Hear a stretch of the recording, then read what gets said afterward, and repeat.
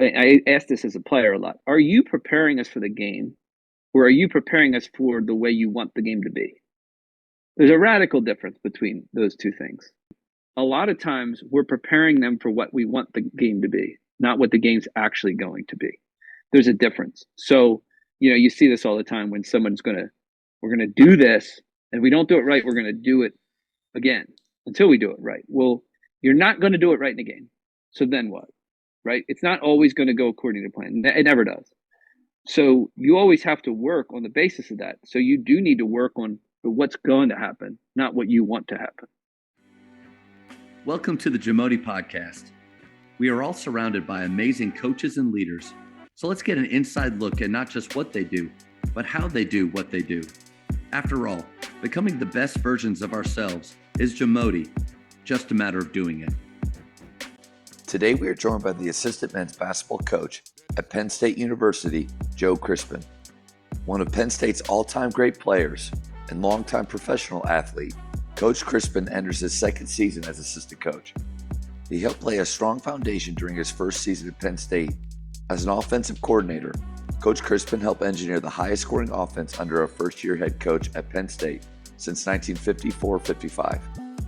Prior to the return to his alma mater, Coach Crispin spent the previous 7 seasons as the head men's basketball coach at Rowan University, where he guided the Profs to a 114-54 record, 3 NCAA tournament appearances, 2 conference titles, and the 2023 Sweet 16. Coach Crispin was named the 2019 Region Coach of the Year.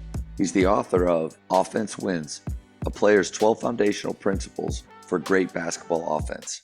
Before we hear from Coach, take a moment to subscribe to our podcast and follow us on social media at Jamodi Podcast. Well, Coach, I just want to thank you so much for giving up your time, coming on and talking hoops with me. This has been a talk that I've been looking forward to so much, and I'm just going to show it from the very beginning. The book, I found it, and Coach, one of my buddies told me that as an offensive-minded coach myself that I needed to read this, and as I'm going through it, I just thought like, man, I feel like you were talking right to me during this thing. I'm only a third of the way through, but I feel like any coach at any level, like this is a must read. So, man, just thank you so much for giving up your time. Oh, my pleasure. I'm glad you're here, and you're plugging my book better than I do. Half the time I forget that I wrote one. So I'm glad people remind me. I do try to revisit it once a year because then I got the player speaking to the coach, but I'm glad it's helpful. What was that process like for you going through and writing it? Because I wrote one of about my time. You and I are very similar in age, and we actually were playing in college at the same time. And I was at Baylor from 2000 to 2004, going into my senior years when everything fell apart down there. The tragedy, the scandal with the coach, and so I stayed and played for Scott Drew's first team my senior year, and so put a story together, and it was just a process unlike any other. So, what was this like for you putting it together? So what I like to tell people is I was probably about 5 to 6 years into my playing career. I majored in telecommunications. I thought I'd be doing what my brother does. I'm like, I'll retire from playing and I'll call some games and Yeah. have a nice life. I don't know what I was thinking because anybody who knew me knew I was like born to coach, probably. I always wanted to be in charge. I was questioning everything. My dad was a coach. My grandfather was a coach. My uncle was a coach. It was probably 6 years, I think, probably their 6 year into coaching that I realized, like, wow, I'm good at coach. I actually was reading a bunch of theology, thinking I was going to go into ministry, and then Really? realized that that probably wasn't where I was going to fit in the world, at least not for a long time. And during that stretch, what I realized was, wait, I'm going to coach. I want to coach at a high level, and I need to get ready. I need to prepare. So I started reading a ton just on teaching philosophy, coaching, thinking through culture, taking down notes. And this was part of my process. I was always a big believer that everyone talks about defense winning championships, but the only guys who can say that are the ones with the best offensive players in the world. And I'm like, who are you kidding? Like, of course you got to defend, Yeah. but the reason I'm getting paid right now is because I can score. Let's be real. I can help your team score. That's why I got paid. That's why these other guys are getting paid. And of course we need to defend and we need to get better. Yeah. But I really felt like at the end of the game, where'd the ball go? The guys who could score, and they ended up winning the game. So during that stretch, I started just taking notes and writing things down. And then I started this process pretty early on, probably the last 2 to 3 years of my career. I was starting to write these kind of outlines down and ideas. And then I kind of soft retired. I faded into retirement in about 2000. I didn't tell anybody I was retiring. I just kept saying no to jobs. And eventually my wife was like, "Are you retired?" I was like, I I guess, think I am. maybe. I don't know. And then There wasn't a big tour or anything. Not no, ESPN didn't cover it. Like there was no Twitter post. There was no nothing. It was just like, I guess I'm going to stop playing. And now, but the reason is I almost went back to Italy a year later. So that you never knew. But I started writing more intensive during that time. So I really probably wrote half the book. The year I called was like a year of transition where I was still going to play and I ended up not. And then when I officially retired, it really launched in about 2013, 14. Before I really coached at all in anything, I wrote this book. I sat on it and it just kind of sat there. Like I wrote it for myself. And then COVID hit and I had no excuse not to finish it and publish it. And I had a friend of mine, Lance, who offered to help me. And I was like, all right, that's all I need. Because I was into the writing of it, but the publishing and the marketing, like that's not really me. You know, it's kind of the same thing for the coach. Yeah, no, that's awesome. And I think when you go through that process, like you, I didn't really know what the end game was for putting the story together. I read a book called The Walk On: Life at the End of the Bench by Alan Williams. Yep. And a buddy of mine, and I had just started out in coaching in high school, and been a couple years removed from playing, and he was like, "You need to read this book." And I'm reading it, kind of like this one, like Offense Wins. I'm like, golly, yeah, this is what I believe. Like I think I say some things like this, but this book, like Alan Williams, it's his life at the end of the bench. He played at either Wake Forest or I think Wake Forest. And for 4 years, but I had like 19 minutes total of playing time. And he goes through his process of like what it was to survive every season as a college player. And I thought, man, like my story and his are very similar because I did play all 4 years. I was on scholarship. Your playing career and mine were very different. When you look at our stats and what we did at the end and how long you played after. And I was just kind of a grunt. Not that you didn't play hard. I'm not saying that, but I mean, I averaged 4.5 points a game. But I had to figure out a way to add value and survive after 39 different teammates came in and out of the door in 4 years.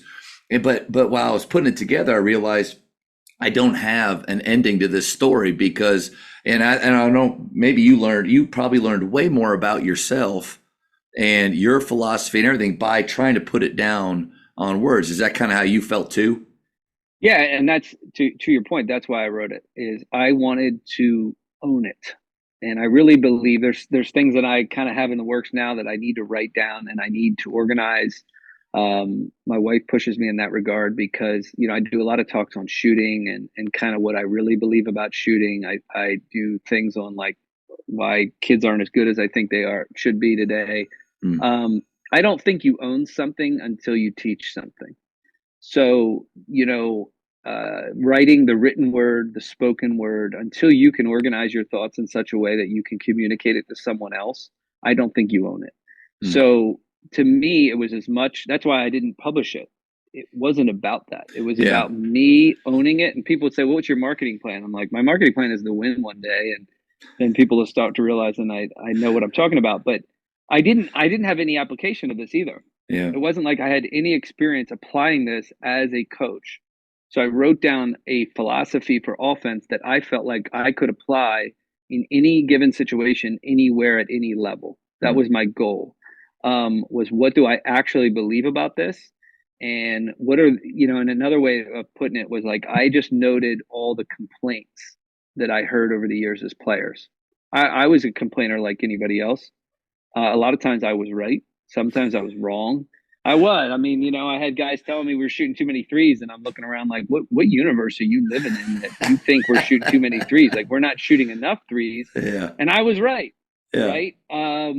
Percentage wise, and we didn't, NBA, they were talking about that stuff. But just in terms of what players wanted, I talk a lot, but I think I'm a pretty good listener to players Mm. and what my teammates wanted, what we were complaining about through the years, and what I really wanted as a player, what I was searching for as a Yeah. player. I always Yeah. think the golden rule as a coach is just be the coach you wanted to have, right?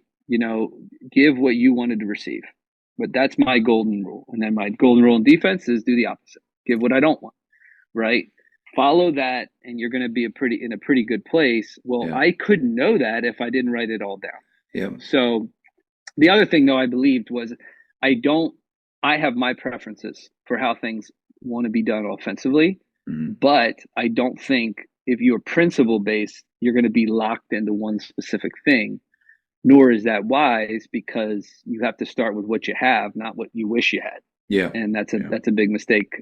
Coaches making a lot of money all over the world, they make that mistake for sure. Yeah. That's the idea of having a system that you're known for. The danger in that is like, what if you don't have players that fit that system where concepts or principles and they can fluctuate and they can change and you can make adjustments to where you still feel like, we're going to get to identity because I love you started out kind of nailing that piece. And I've thought for years, how many times do I play a team and after we're done, win or loss, go, what were they really trying to do? Like, what do Yep. they really try to hang their hat on? If I was going to say this is the one thing, I think that's the mark of maybe a team that, doesn't have an identity. Obviously, is could the other coach pinpoint exactly what they have to stop or what the other team's trying to achieve? Yeah, and that was probably the biggest complaint over the years is who are we? Yeah. Who are we? The why question is a big one now, which is important. I think like why are we here? Because I think that's part of the equation, right? Depending on where you are. I mean, I always felt like why I was in here, why I was there as a player wasn't just to win. It was to inspire people. It was Yeah. to bring joy to a community and win, right? To win in the process of that, right? To play the game in such a way that was dynamic, that was fun. Players want that. But the who question is like, who are we? What do we stand for? Yeah. And then like a lot of people start with the how, right? This is how we're going to play. Why? Why? Well, this is who we are. This is what we stand for, and then here are the applications of those things. And then I think the biggest thing with who, and when you ask this question, is when you talk about an offensive mentality. I say this in the book is offensive means offensive attack. I'm coming at you, right? It's aggressive. It's something that is you're coming to them, right? And there's a variety of ways to do that, right? But it's not dependent on other people. It's not dependent on your opponent all the time. You're not letting the opponent dictate how you play. You're going to come up with a system where I like to call a way of playing, Yeah. right? Because a system feels like it's just like it's got to be the flex or it's this locked in thing. And I'm not anti-system because I think there's systems that are flexible enough Yep. to do a lot of things well, but a way of playing that is aggressive, that puts Yeah. us in aggressive mindset. And this is to say who we are. We're an attack-oriented team. We keep things simple. We create space for other people. We make simple plays, whatever it might be. Yeah. This is our identity. This is who we. This is who we are. This is what we stand for. And then you get to the how. How do we apply these things? That's the order of operation, at least in my mind. It's cool to see, when you do put your story down, whatever it is, you really get to look back and see like the things that you learned as a player from the coaches that you've had impacted the way that you see the game now. I see a lot of the things in my life and the poor decisions I made, I still see God's hand in it. So long story short, I think coaches need to spend time writing and put their stories down, even if they put in a book or not, whatever, but maybe they need to go into a job interview and they need to have their philosophy lined out. Yeah, and I think to your point about story, that's one thing that if I were to rewrite that book right now, it would be more story oriented, right? There are stories that are behind all the principles, right? Because it is my experience and it's Yeah. what I learned in the midst of my story, right? Which I do think that the Lord was sovereign over. I always tell people I had a career that I never wanted, but I'm thankful I had, because I wanted to be in the NBA for 12 years. Like I wanted to be Steve Nash, but to shoot the three even more than he did. And it was like people say, "Well, could you have done that?" I'm like, "Yeah, the NBA was the easiest place I ever played offense. It was I was wide open all the time. It Yeah. was it was Yeah. such a joke compared to everything else." But here I am traveling the world and experiencing everything and suffering through and just trying to survive. And I learned more because of that. And Mm. I always knew midway through my career, I realized like me playing was the preparation for me being a coach. I had some limitations as a player with size or whatever, but as a coach, I don't have those limitations. Yeah. I can become a great coach. And this experience I have playing basketball at all the variety of levels and countries was my teacher. And just like any student who's not as good as he should be, I was resistant to that a lot of times. And I did have to trust the Lord to go, all right, there's a method in this madness. And now I'm the one who can connect with any kind of player because I have a story, Yeah. right? And I am super story driven now, more so than I was early. I was always story driven, but now as a coach, I'm always asking the question, what's the story here? So when you prepare for a game, what's the story? With Mm. this team, what's the story of this team? What's the story of this program? What's the story? Where are we at in the story? Right? What chapter are we in? Right? I used to talk about that with my teams at Rowan all the time. This year we have a chance to write a chapter of a story. And the story started a long time before us. The story is going to, Lord willing, last a long time after us. What kind of story are we going to write together? And when you're a storyteller, like when you're a part of a story, you're not the storyteller, right? We like to think we are, Yeah. but part of the beauty of the story is we don't know what the script is. We got to kind of roll with what we have and make the most out of the script. And the dude sprains an ankle, and that's part of the script. And we're 0-2, and we didn't expect that. And then all of a sudden we're rolling, and then something happens, and we know how we want it to end, but we really don't know how we're going to get there. And that's all part of the fun. Um, so if I had to redo the book, I would have more stories. To be honest with you, Yeah. that's one thing for sure. I love that, but you did do a good job of peppering in just enough of them to where, like, I felt more connected to the principles that you're about to talk about. But ever thought about doing a round two on it, revamping? Any thoughts on that? Yeah, I actually want to at some point write one that is more applicable. Meaning, like I give some things at the end of each chapter that I learned from a coaching perspective, like just some short nuggets on each Yep. principle. I wrote that's when I published it. I'd been head coach for probably 3 years, 3 4 years. So I had been applying the things, right? So I had this philosophy, and right, the fun part about being a coach, it was great when I first, especially when I first took over as a head coach, because as an assistant, I had a lot of say in offense, defense. At Rowan, the head coaches gave me a lot of say, but when I became a head coach, I had say over everything. And I'm making up games and drills and all this stuff to do to teach what I wanted. I knew what I wanted, but I didn't know how to get there, and I was just making stuff up, Mm. right? I wanted to. The first principle I had my first season as a coach, I think it was one of the best coaching jobs I'll ever do, to be honest with you, because I kept it so simple and I was just like focused on the process. We had no expectations. And my one principle for everything we did was make fast normal because I was changing the identity of the team.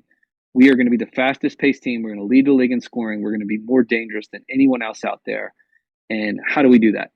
I don't know exactly, but we'll figure it out. And a lot of times my players would come to me and they'd say, well, coach, where'd you get this from? I'm like, I don't know. Well, where'd you get this drill? Where'd you get this game? I was like, I just made it up. And they'll be like, what do you mean? I said, who else? They'd say, who else is doing this? I'm like, that's the point. No one. We're trying to Yeah. gain a competitive advantage. So we're trying to do stuff that no one else is doing.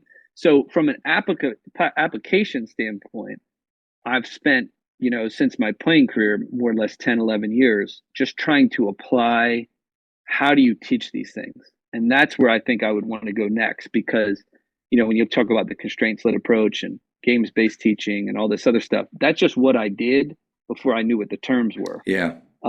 Because that's how I felt like kids learn. So that is something I definitely want to do because, I've improved in things this year that I think I've done better than ever. And hopefully that continues. Yeah, and I see those things in the book. Like you mentioned, 3-on-3 and small sided games quite a bit. I think even one time talked about giving catch threes more value Yep. than other threes. Like those are things again when I highlighted it because I'm thinking like we try to emphasize different things in live play that we really want them to focus on instead of just a catch and shoot threes drill, which there's nothing wrong with sometimes getting reps, especially out of the actions that you would like for your players to see. But man, the game's messy and it doesn't always work exactly the way you want, especially 5-on-0, 2-on-0, whatever. But when you play those small sided games and you have the value of different actions that you want, and but it goes back to identity, right? Like knowing what you want. Yep. And you What do you said, stand for? yeah, what do you stand for? Well, and also I look at offense, and people say like when you teach offense, I say like there's two things I come back to a lot that many people don't think of. Is one is retraining the gut. So the kids grow up and they're stupid. They're dumb. They're dumb. Their gut is dumb. They think because it was once true that the closer you are to the rim, the better the shot. That's not true. So their gut is telling you that. Even at this level, the Division I level, the gut is telling them something that is false. That is radically false. Now, that doesn't mean we don't want to attack the rim, but we want to do it for different reasons. It's not because it's always a better shot. It's because we want to get to the free throw line. We want to draw fouls. We want to get in a bonus. We want to play inside out. And then we want to get kick out threes that are really a high value. But when they miss 2 or 3 in a row, they start thinking, oh shoot, I can't take that anymore. That's not how it works. Yep. Right. So when you think about retraining the gut, how do you do that? It's drills aren't going to make that happen. Right. You kicking out and just shooting and not making decisions in a game like context, even if the game's the 7, is not going to work. Right. Mm-hmm. So you train the gut by rewarding the things that you want to see more of.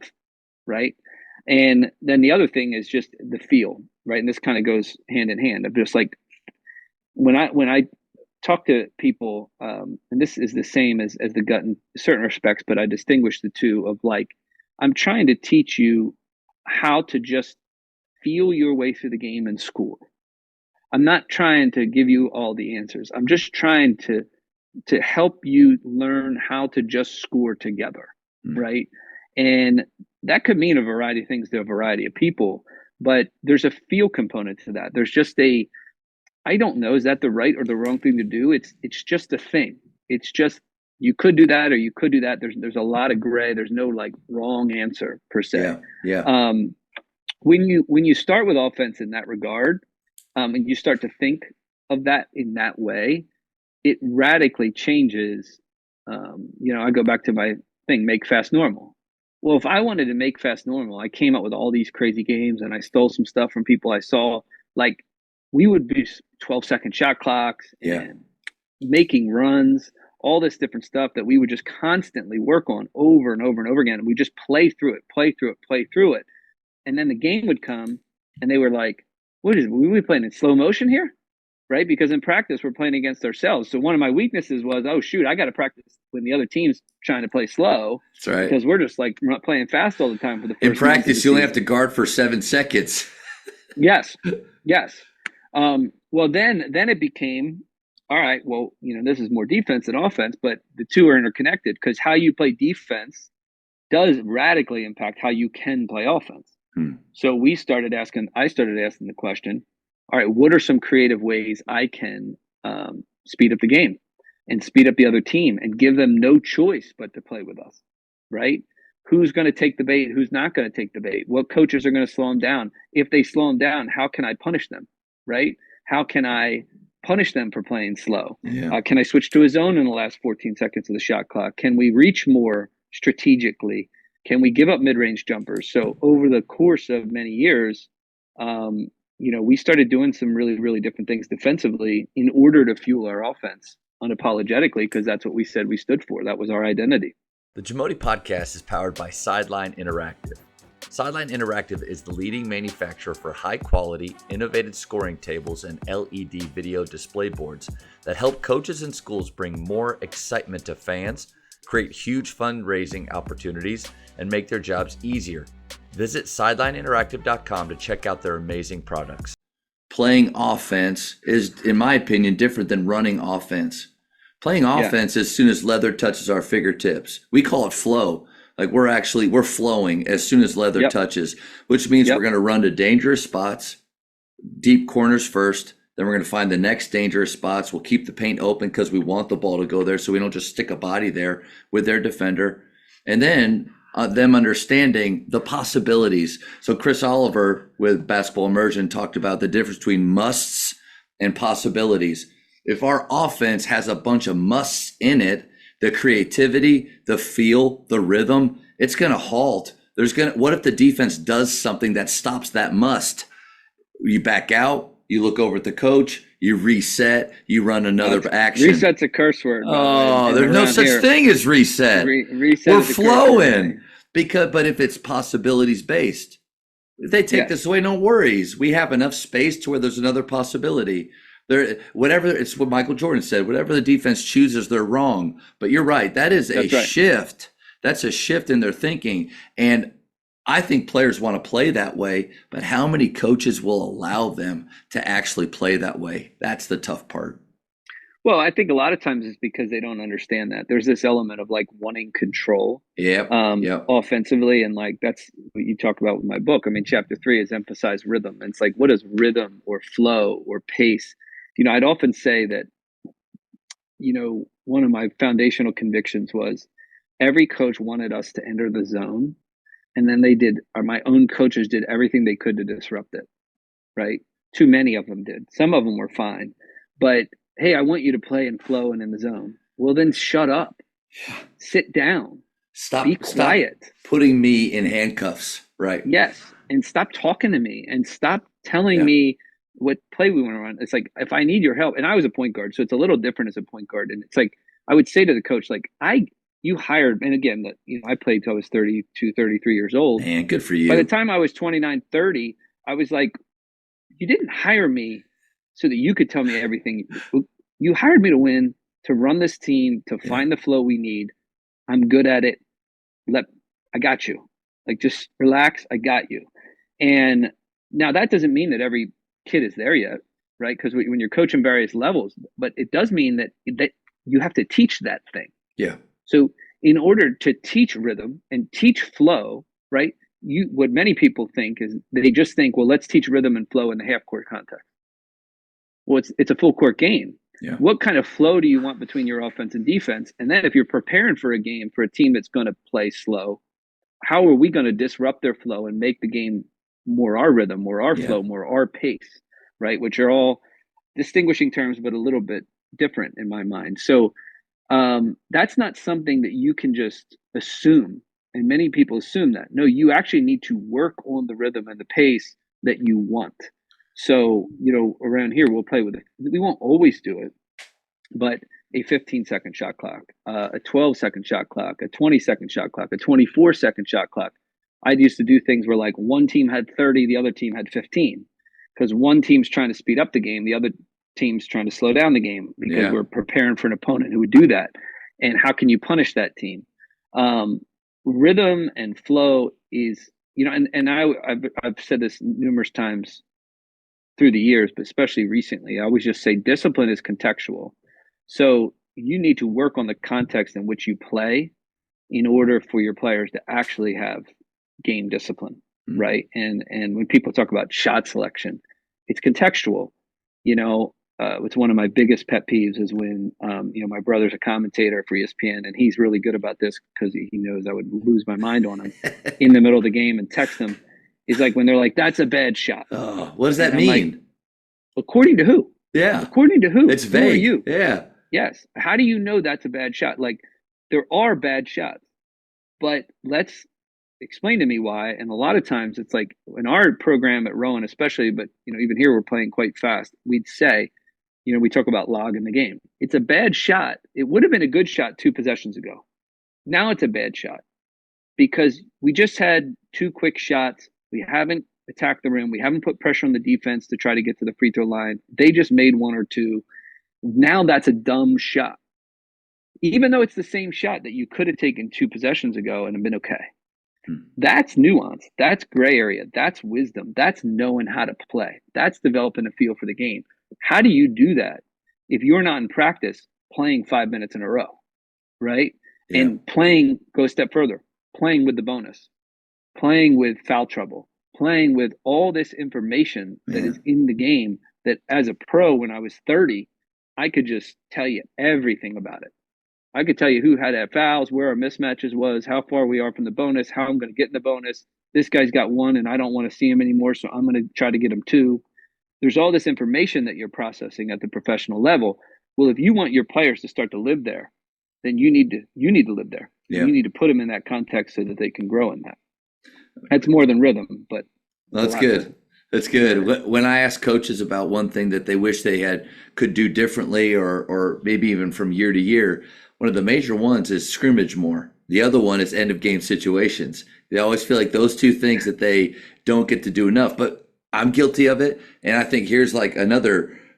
Write your philosophy down, step one, and then step two. Look at last year's practice plans and look at the drills and what you do daily and how many of those are actually putting the guys in the same or close to the same situation that they'll be in live play, or is three-fourths of it just technique, dummy work, rep, we look good, we're saying ball, like all that, in my opinion, crap that doesn't really happen in a game.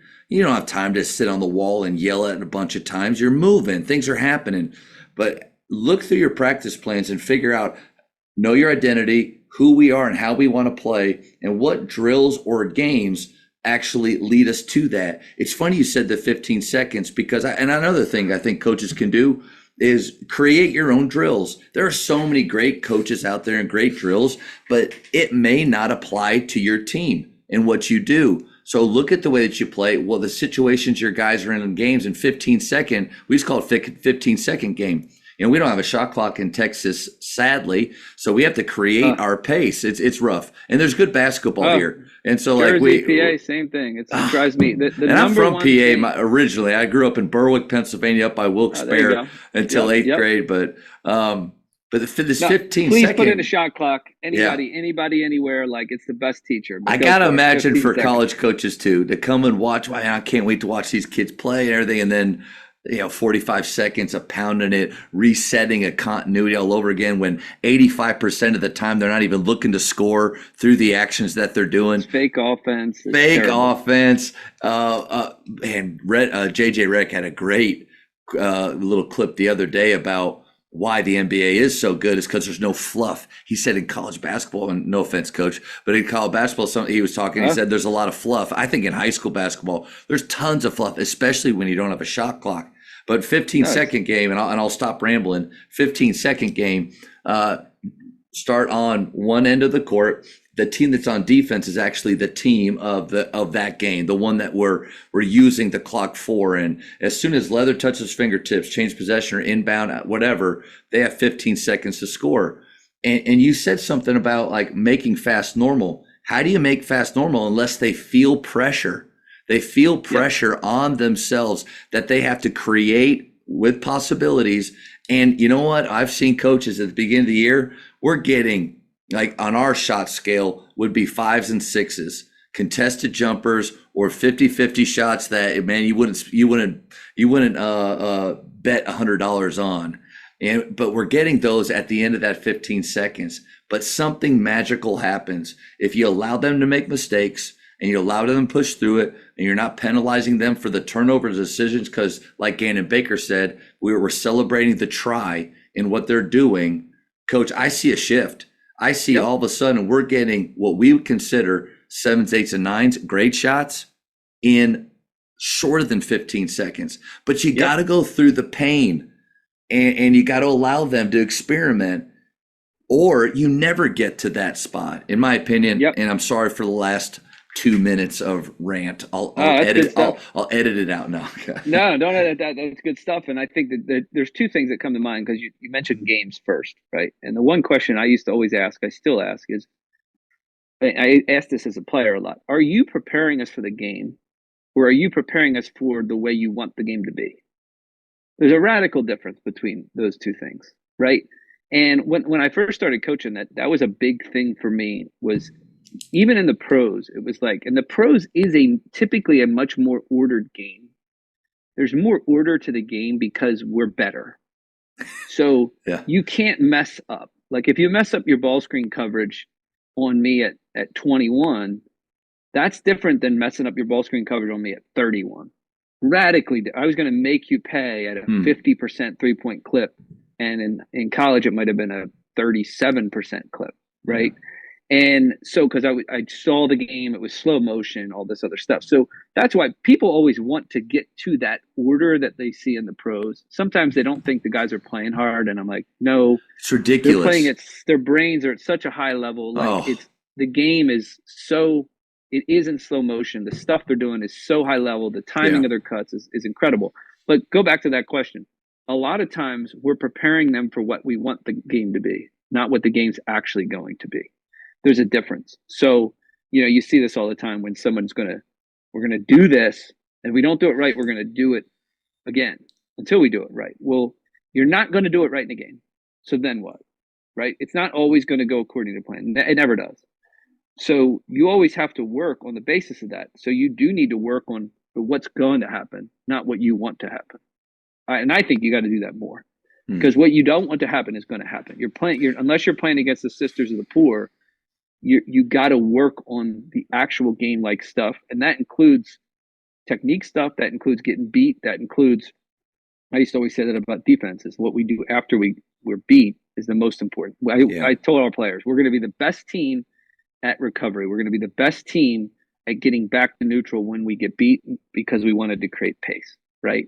That was working with the game as it's going to be. What are some strategies, real quick, what are some strategies to create those situations for how the game actually is? My first thought was maybe disadvantage games, like 4-on-3, and put guys in disadvantages where they have to just defensively continue to find an answer. What's next? What's the need? But what do you think?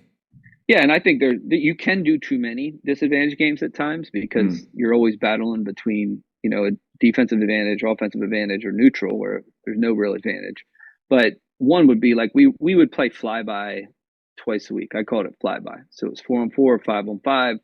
And it was like if I threw the ball to you and I was defending you, I would fly by you 2 steps. You had to attack. Somebody had to stop, kick, play. Well, the reason it was such a foundational thing for us is I wanted our offense to be really good with an advantage. I was very confident we'd find one, and we worked on that plenty, and I had good players. So we were going to get an advantage. So I wanted us to be great with the advantage, taking the shot, attacking, making extra passes. But defensively, I also wanted us to be great at getting back to neutral when the offense had an advantage. Well, how do you do that? You rotate. How? There's not always an easy answer to that. There's an ideal how. If you just talk about a tandem move every single possession, golly, what if the offense is in a different spot? What if there had just been action running on this backside that is making players move? They're not just sitting there like help, drop. Go ahead. There's not always an X out. And then there's decisions of there's 2 guys on the weak side and there's only one to guard them. Now our guys need to make a decision between that guy or this guy. That's a high level basketball play where NBA players aren't going to mess that up except for the young ones. Well, if you want to teach that to your college or high school players, then you actually need to be in that situation or create that situation. You could even do it 2-on-2 at times. There's this guy and there's this guy. Who do you want to shoot? Choose. Fake at him and do something or whatever. Unless you put them in that situation in a game-like setting where the game's to 11 and maybe you got to run or it's a best-of-3 series or whatever, that's what we would often do. To me, that's also helpful too because the best things to do teach both your offense and defense at the same time. You're limited with your time. So ideally, you try to match up those two. Sometimes there's a conflict of interest between how you want to defend and how you want to play offense, just inevitably. But ideally, there's less conflict of interest. You want to develop a defense that actually helps your offense if you're really interested in scoring a lot. So I think there's a lot. That's definitely one way. And another way is, play 5-on-5, but specify your ball screen coverage, for example, to trap, so that now you're ending up in the same kind of situation where it is an advantage, but it's less of an advantage. And it's like you're giving the offense this clarity. And now you're going to teach them how to attack a trap on a ball screen. We're going to short roll, we're going to hit the guy ahead, or we're going to hit the shake behind, right? Now hit them. I used to do this with 5th graders, 6th graders all the time. We're going to trap the ball. Here's your options. Now play out of it. The other thing, though, we just mentioned is a shot clock. I mean, when you use a shot clock, that to me is the best constraint, because like you said, and what you pointed to, when you put 15 seconds on the shot clock, it's going to be ugly at first, but eventually they will adjust and they will learn how to create shots in 15 seconds. They'll learn how to create shots in time. Back in Jersey, in our youth basketball business, we created a summer league that was 24-second shot clock for 7th through 9th and 10th graders. Yeah. And at first, they would be like, what in the world just happened? The buzzer goes off and they're walking the ball up the court. And sometimes we'd have to say, all right, timeout, both teams. This is your first week. You're not used to this. Do you think you can just walk the ball up the court and act like there's no urgency? Because now you have 14 seconds. Oh, no, we can't do that. Typically within a game, they adjusted. Yeah. But within a week or 2 weeks or 3 weeks, what did we do? We created a new normal. We created the ability. So it's like, if you just want your players to learn how to create shots more efficiently, give them 10 seconds. They will. Do that for 2 weeks. Do it for 3 weeks. Do it with 7-year-olds, for crying out loud. I do it with 9-year-olds. Do it with 13-year-olds. There's more to it than that, right? If you want to teach your team how to attack mismatches, for example, we used to use the red jersey. I'd put a guy in a red jersey on both teams. That was the guy you wanted to attack, and you got double the points if he was the one you got an advantage from. You didn't even just have to score on him. You had to attack him to get an advantage, because sometimes offense is that simple. There's a guy on the court who stinks at defense. Go find him. Go get him involved, right? Yeah. That's how you play it in the pros. That guy stinks, or that guy, we want that guy to have foul trouble. Go find him. Go get him and attack the heck out of him, and then do it again and again and again until we score in the time we have allowed. So there's those different methods that are super simple. They teach a kind of what I like to refer to as just self-organization. Yeah. This ability to just figure it out collectively and on the fly, and and sometimes the best results of that, we talk about it as imbalanced spacing. We just naturally, I always thought it was funny, like, hey, we want to balance the floor. And I'm always like, why? I don't understand. Maybe, but maybe we don't want the floor to be balanced, because now we've created a situation for the defense in transition that they're not used to. Because what do they do in practice every day? They balance the floor every single time. Yeah. So if we have an imbalanced floor and the point guard brings it up and then he fills the space, now we're putting the defense in an unfamiliar situation. And if you work on that enough, we would say, some coaches would ask, like, well, what do you do here? And I would say, I don't know. Who is it? Who has the ball? What's the situation? I mean, probably a ball screen, probably 2-man game, probably a screen and rescreen, or screen pop, and then move into a 45 cut to it, whatever. There's a lot of options on the table. But if you just put them into a 16-second shot clock or 15-second shot clock, because we're talking about that, it's going to happen. Yeah. It might be in your favor. So it doesn't mean that you don't teach floor balance or great spacing. You do. But sometimes, think about it, a lot of the plays we run are trying to purposefully create bad spacing for them, right? It's trying to create imbalance at the end to create a scoring play and create an abundance of space for our best players. That's often what our plays revolve around. So it's not complicated, but it's often counterintuitive. Coaches, The Jamodi podcast is powered by Shoot 360. The future of basketball has arrived in Dallas-Fort Worth. Shoot 360 combines the latest sports technology with the fundamentals of basketball skill development. The result is a one-of-a-kind video game-like basketball program designed to improve your shooting, dribbling, and passing. Visit shoot360dfw.com to learn more and register for your free 1-hour workout evaluation. Shoot 360, the future of basketball is here. Well, and like you said, I found it, I think, but let the game teach the game, right? Yes. Like put them in those positions, because you're right on the money. Spacing. Yeah, we can't, if we just do like within our flow, alley to alley, we slice, alley to stretch, we go opposite. Stretch has a double gap that he can attack into. It's a nice drill. We get shots out of it and everything. But if that's it, and then we just say 5-on-5 and let's go play, or we just go into games with that, like to me, those small-sided games, or when you have those constraints, the game is going to teach them what good spacing is. Because if we want to attack double gaps, well, how do we create double gaps? We got to stay away. We can't be creepy. We can't be moving towards the ball as it's moving towards us.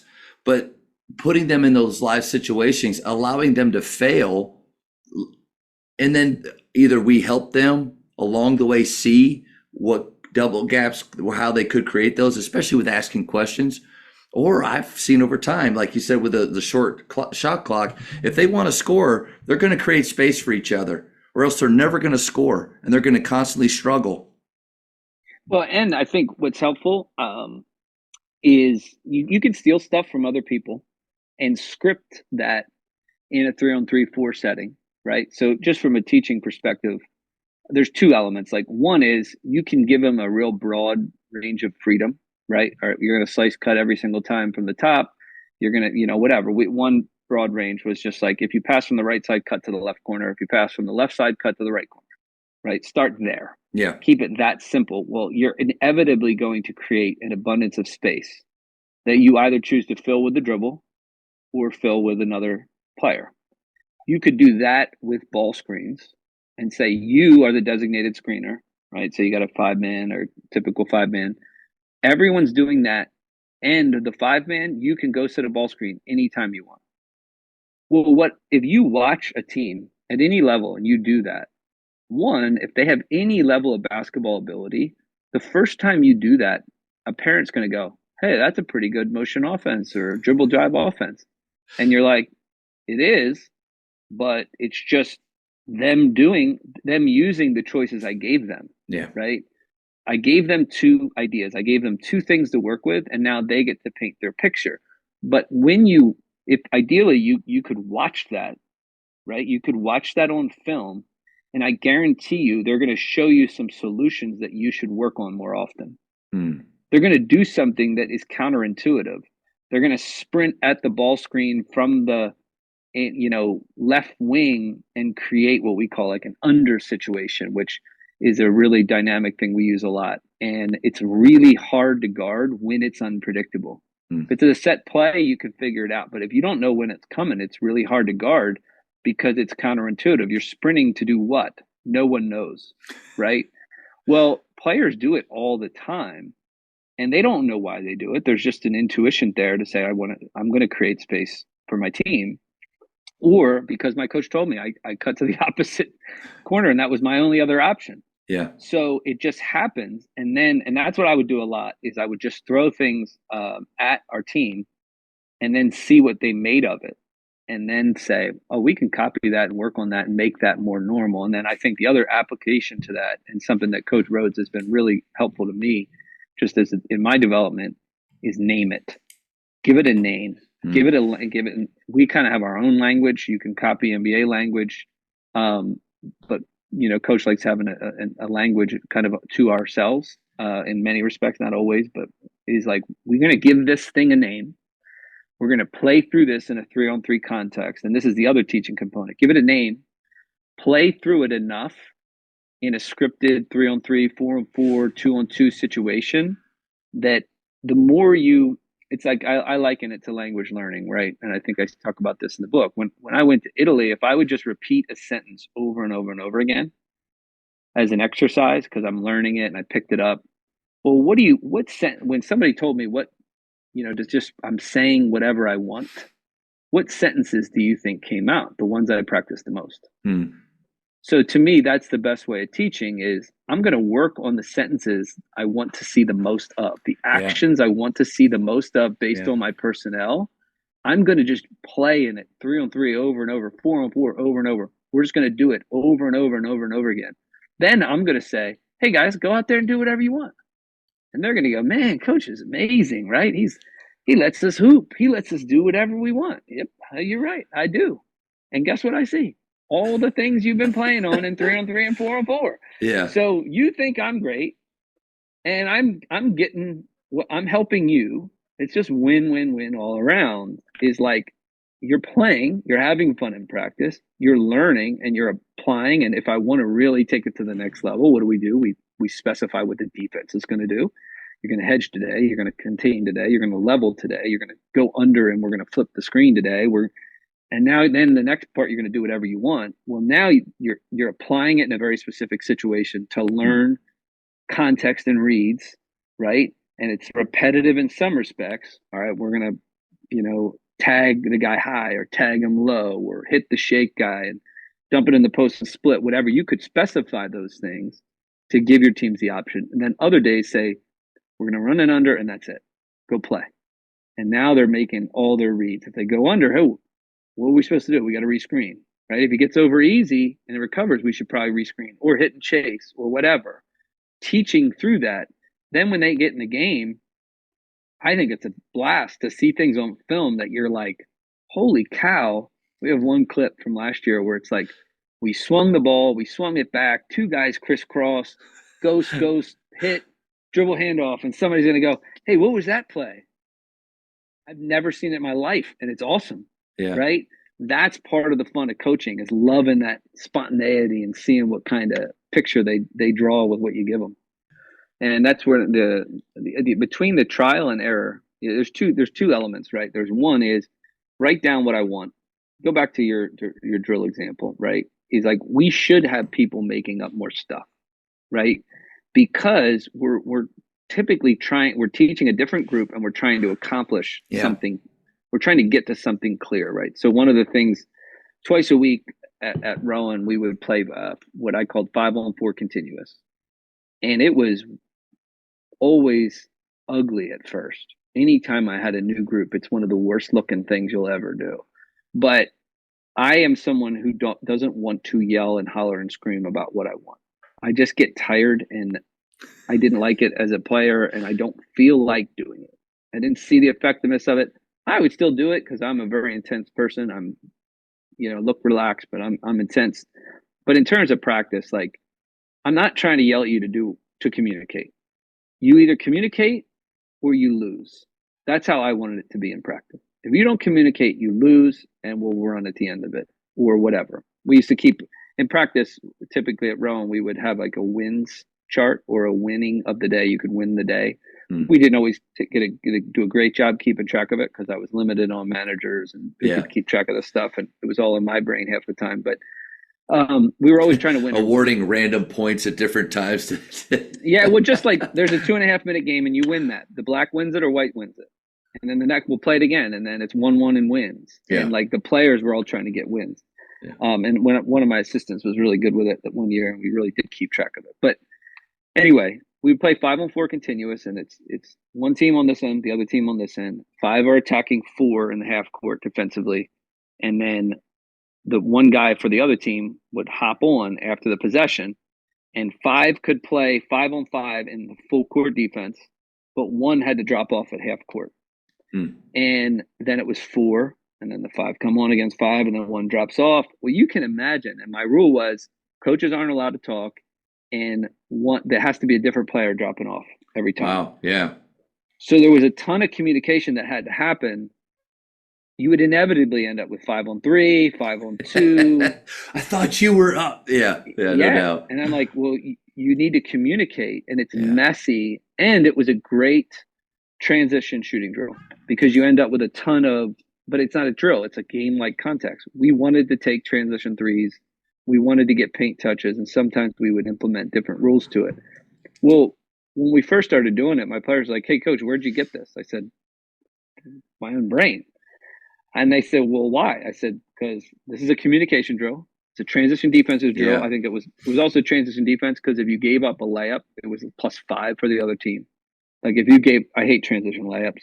So if you would give up a transition layup, it's +5, right? So you wanted to get back, but also pressure because if you turned them over, there was there was a it would make the defense have to drop off again. There was all sorts of stuff. So, Yeah. but the point is, I made that up. And it became a foundational drill to our program because we wanted to be great in transition, great with an advantage, great communication, great at solving problems in the full court to half court, making sure we were giving up transition jumpers rather than layups. So that's what I wanted to accomplish and who I wanted us to be, what I wanted us to be better at than other people. So that helped me do that. Right. And then there were other things that did that to work on other things. And, one of my rules of thumb is practice needs to be fun. It just needs to be enjoyable. It needs to be something guys like doing. And, there was probably things we could have been better at that would have been less enjoyable, that I probably could have pushed on, but might have helped us, to be honest with it. But that was just one of my principles. And at that level, it worked for us. And it's a choice, right? Like we choose the things that we're going to emphasize. And we typically get that. Hard to emphasize everything. Like, yeah, I feel like you choose to be exceptional, special, excellent at a couple things. You and I choose to have the offensive side be the thing that we are going to be excellent in or emphasize. And I completely agree. Nothing wrong with having fun be a goal of practice. I love Hoosiers. I just completely disagree with a lot of his coaching philosophy, especially on the offensive side when he says, my practices are not designed for your fun. Man, I don't want to be a part of that as a player. No. At Grapevine Faith Christian School, where basketball is usually 3 or 4 on their list of priorities, and they seriously choose to be in that gym, golly, we're going to get after it. We're going to work hard. We're going to smile and laugh and have a ton of fun competing while we do it. But that's a choice. Joy is a better motivator. I really do believe that. Like we talk about spreading basketball happiness. That doesn't mean you don't work hard. You do, but it's a better motivator. You want to clarify for coaches out there, like clarify your own constraints. I think is something that is very important. And what I mean by that isn't just the constraints that are present in your current situation. There are those things. So it's like if I were to go tomorrow, I coached at a new school that I had no familiarity with. I immediately, where I start is what are the constraints? And I mean, academically, who can we get in, and when do they have to decide, and how, whatever, where can we recruit from, and then what team do I have? What are the constraints? Well, we don't have a lot of size, or we don't have a lot of speed, or we don't have whatever. These are the constraints. Yeah. But what I think a lot of coaches the mistake they make is they forget about their own constraints, or they're unaware of them. We all have our own constraints. Usually they're the things that we'll lose it on. I think if you pay attention to the things that make you lose your mind, those are the things that are your constraints, and you need to be cognizant of them, right? And, for me, it's transition layups. I hate giving them up. I love getting them. If I hate giving up and love giving them, then I need to play a certain kind of game because I can't just say, well, then I'm never going to give them up and I'm not going to play fast because I also love it on the other side, right? If I hate giving them up, that means I want to get them, right? So that means a certain kind of play.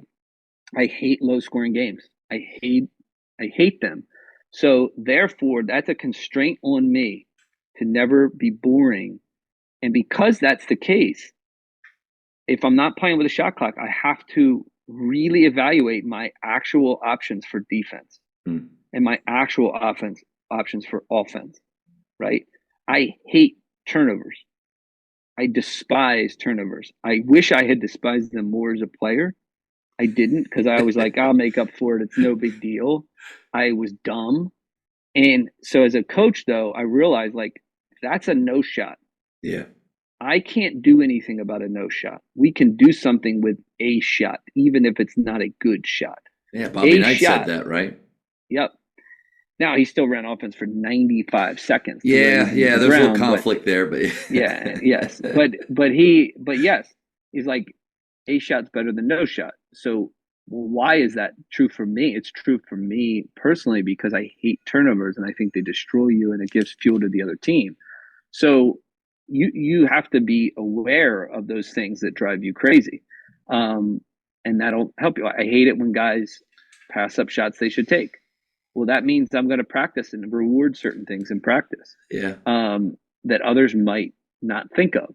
I'm going to retrain their gut to take shots when they're right in front of them and show them film. What happens when you pass up a shot? You turn it over. That's what happens. So take the darn shot. I just think a lot of coaches aren't aware enough. And coaching is self-awareness. It's not if you're not self-aware, if you really don't do a deep dive into who you are and what motivates you and what you like and dislike and what you believe, you're not going to be a good coach. You have to be self-aware and you have to be real about it, and that means the good and the not so good. Right? Yeah. There's things that I didn't do as well as I would have liked as a head coach that I'm learning from now. And there's some things that I'm never going to do that well. It's just not going to happen. So I'm going to just maximize on my strengths. I'm going to be aware of my weaknesses. Yeah. I'm going to tell my guys that, hey, this is not something that is on my radar, or tell my staff, we got to make up for this, whatever. And maybe hire staff that fill in some of those gaps of the things. Like I hire defensive minded guys because my mind doesn't go to that side of it. I want to get the ball. I that's what I love about the Grinnell system. The brilliance of it is how fast can we get the ball back? But they're also giving up. They're giving up layups. So that part would kill you. Yeah, that's my biggest thing. Yeah. I'm willing to give up. Let's just go to a philosophical thing. Depending on your level, right? Sure. Depending on your level, like it does. At our level here, you can't just give guys open shots. You're going to get buried. They're really good. Yeah. But what I used to always say was, say you're at a high school level or I was at D3, maybe at this level to a certain extent. If I'm giving up a shot you never practice, where's my risk? So I would ask around and I would say, how much do you practice game, contextual, catch and shoot, transition, threes, and mid-range jumpers? And my coaching friends would say never. And I would say, then why do people think I'm this like renegade risk-taking maniac for giving you something that you never do? Yeah. When what do you practice? Your half-court offense. Well, then I don't want to play against your half-court offense. Sometimes just people say stuff that I'm like, I don't understand. I actually am thinking the exact opposite of you.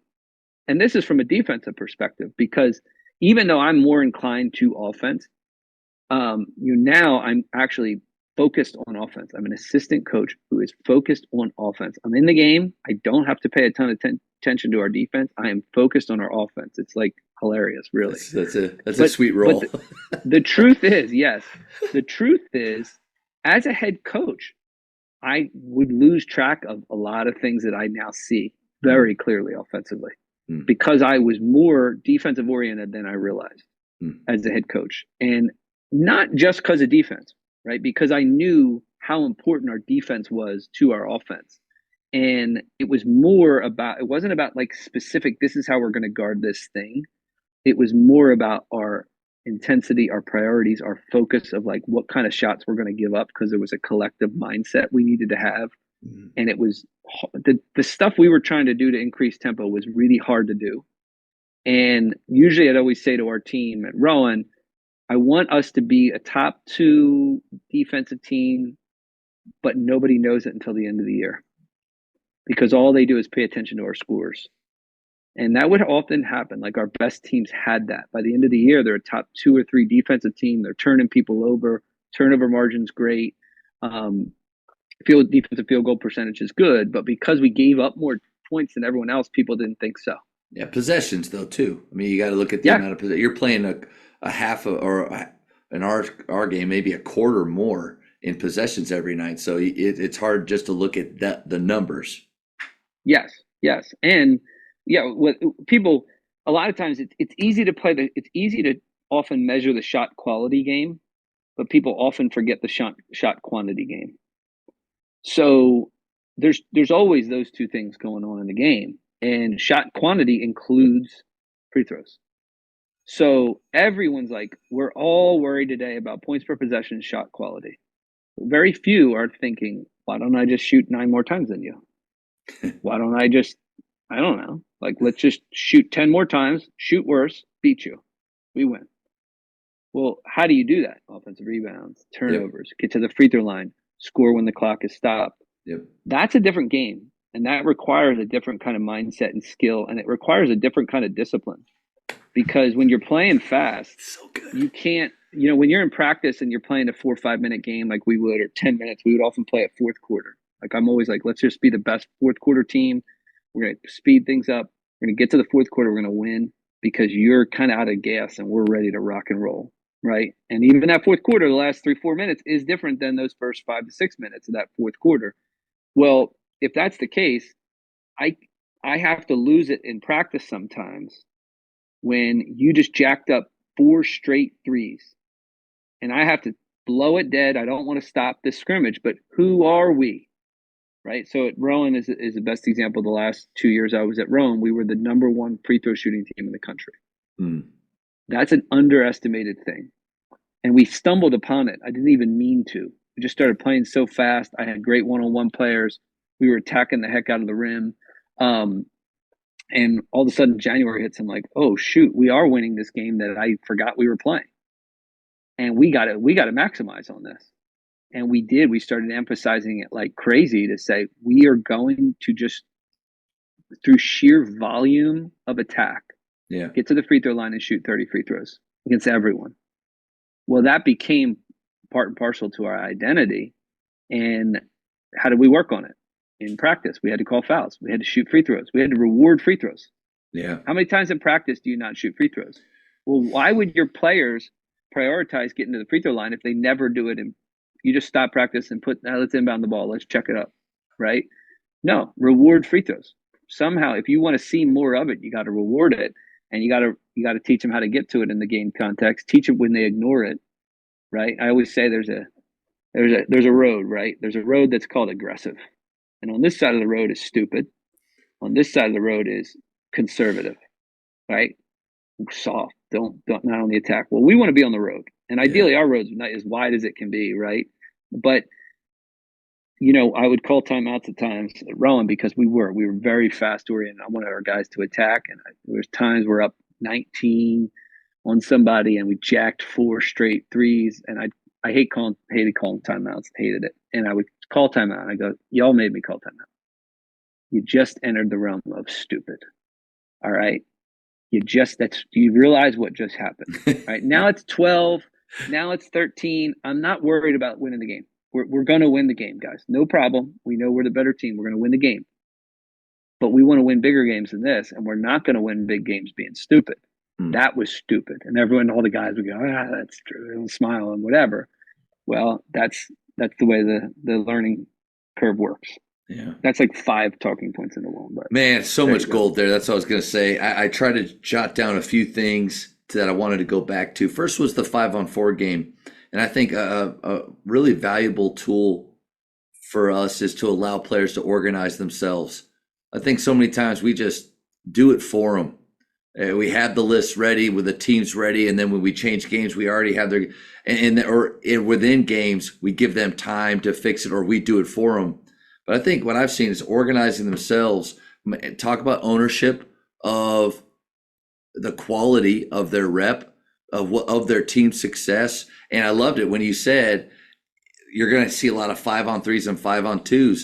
Man, nothing gets them talking more than experiencing that possession right there and the failure, hopefully, that happens from that. And then you also had another great nugget, which is stay quiet. Like it's not parenting like when they were really little and we try to protect them from everything. It's when they're older and they're riding a bike for the first time and they fall down. You didn't yell or stop or you just allow them to get back on and keep trying. But I think most coaches would say they probably talk too much in practice, but the art of staying quiet in those game situations and allowing them to figure it out or fail at times, that's huge. When you have to teach that. Yeah. You literally have to teach. One of my proudest moments as a head coach was our third year. We won the tournament championship with the NJAC. We were at Jersey City. They were undefeated at home. Real hard place to play. Free throw differential was, let's just talk about that. That was ridiculous. Always was. Without getting fined or something. But my proudest thing about the game was that I called nothing. We scored 80 points against a good team, and I called nothing. I gave one thing. I said, look for what we called head tap, which was essentially a boomerang to attack the switch. But the team was so in tune with each other. They knew where the things needed to go intuitively, and they just kept making good plays, and we won the game against a really good team. Well, how do you teach that? That's a whole different ballgame, right? If that's what you want, then yes, you have to learn the art of being quiet, right? You can't get to the last 4 minutes of the game and then get frustrated with your team because they're looking at the bench all the time and they're scared and they're hesitant and they're not really, or they're just straight dumb. You got guys jacking up shots that shouldn't be jacking up shots. The ball should be here, and they don't know when you've done zero end game play. Yeah. And there's all this information coming at them that they're not even aware of, right? And I like, people can use the note cards at end game play. You mentioned that earlier. I just like stuff's going to happen. So, just playing the last 5 minutes of the game. Here's the clock. You're down 3 and whatever. Enough. If you do that enough. I went to the Sixers practice in October. They spent 45 minutes playing 5-minute end games. 3 teams rotating in and out. Just 5 minutes over and over. Well, why? That's what the NBA game is. That is what every game is. The game's going to probably be close, and you're going to need to win it. Yeah. And if you want to practice what it's like and how you want to play when you're up 12 with 13 minutes left, then make it happen. You're up 12 with 13 minutes left. Or play a second half. One team probably will go up 12. Yeah. How can you expect your team to come back when they've never had to come back? How can you expect your team? And it's like that goes back to preparing for games. Not what you want the game to be, what it's going to be. Yeah. Right? So teams get dumb up 7 with 2.5 minutes left. Then practice being up 7 with 2.5 minutes left. This is how we're going to finish the game. It does. Again, it's not rocket science, but it's funny because instead of taking that 25 minutes in practice to do that 3 or 4 times, what do? 25 minutes of drills? The drills they ain't shell drill things. Again. Yeah. Or just like, hey, I'm not anti skill work and all this other stuff. I'm all for it, but I'm trying to win games. And the reality is there's a reason why the pros are great in end games and in games. Pros are better game players. Why? Because they played more games. Yeah. That's not rocket science. They've just done it more. Yeah.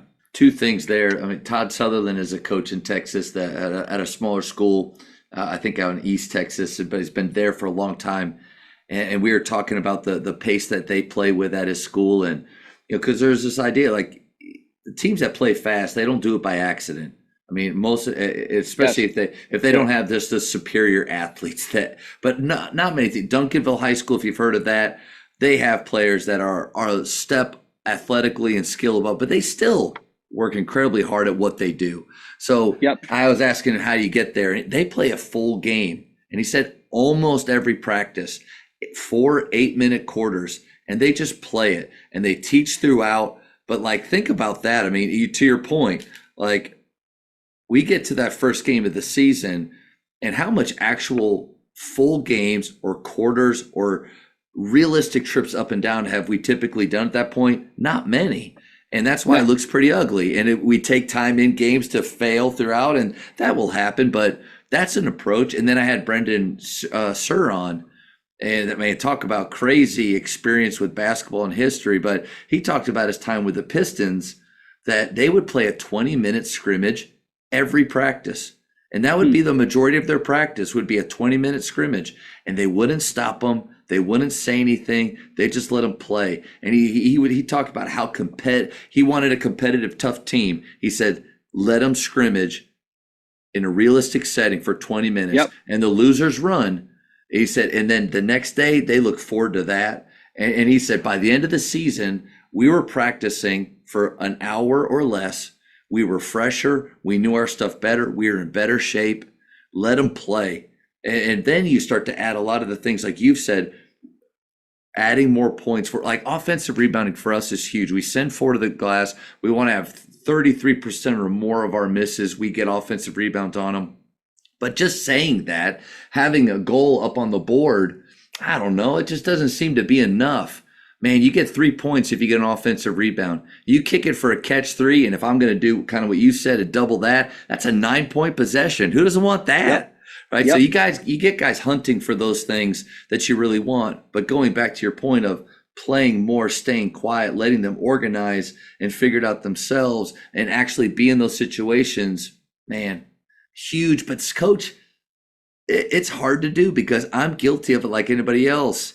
We love our practice plans and we love the drills that our high school coaches did for us. You could fill it up and have it 3 pages long. And I remember one of my assistant coaches when I first started Faith 11 years ago, I had like a 4-page practice plan all timed out and all that stuff. And I handed it to him and he goes, "Is this for varsity?" Like, yeah. That's He's great. like, "They should know this stuff." I was like, golly, that hurt. But anyway. Yep. What's up, Coach? Are you looking for a way to elevate your off-season skill development? Well, look no further. With the Bology app, you can build a workout with our library or create your own content. Send that workout to your players, and then your players complete the workout by recording their session on their phones. You can monitor and encourage competition with our leaderboards for every workout.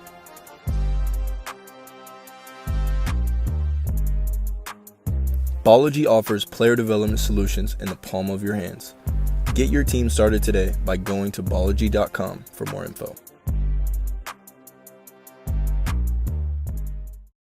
I always think like if it's hard to do, it's probably good because I'd say to parents a lot of times, and this is true for coaches, is like we should. I'm a natural questioner, right? So I just question everything, and I don't suggest anyone lives that way. It's not real fun. I have to live with myself, and it's just like I'm always questioning things. So like I'd always say to my assistant coaches, like I want you to come to me with everything. Come argue with me. I'm all about it. Like, but just be prepared. I'm going to argue back. Like I'm not just going to receive what you say and think, oh, that's just a great little nugget. Let me apply that. No, I'm going to question it from every angle because that's what I do to myself.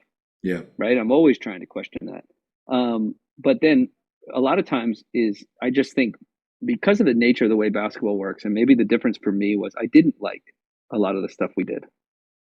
I didn't like it. Yeah. I was questioning, like, why don't we play more?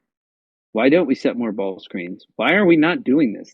We should be doing this, right? And I wasn't a typical player. Again, I grew up in a very basketball coach-oriented home, where I'm probably inclined to do that from a cultural standpoint and from a personal standpoint.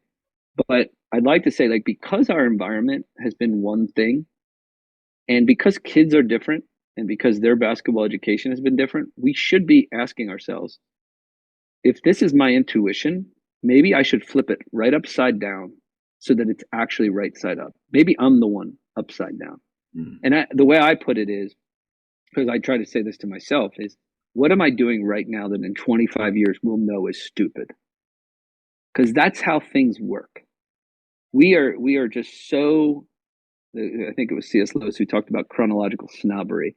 We act as if we now have all the answers. What makes us think that historically? Because in 2000, they thought they were cutting edge because they look at these archaic, what they were doing. Well, there's truth to that. There's also a secular history where you could learn from the 70s basketball and you can get some old YouTube videos and go, oh, shoot, I'm going to steal that. That's really good. But in general, there's things like I had an NBA coach tell me he didn't want to shoot as many threes.